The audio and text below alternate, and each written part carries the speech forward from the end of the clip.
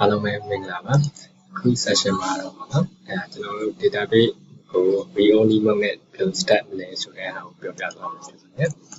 ဒီလိုမျိုး SQL နဲ့ဝင်နေပါမယ်အဲဆိုရင်ကျွန်တော်ရဲ့ database က shut down ဖြစ်နေပြီတာပေါ့နော်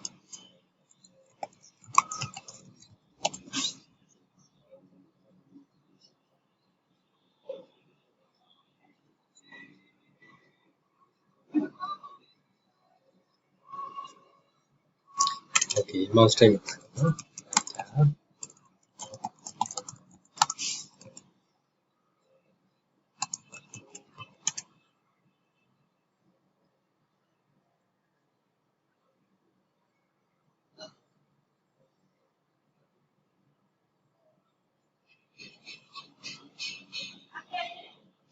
Okay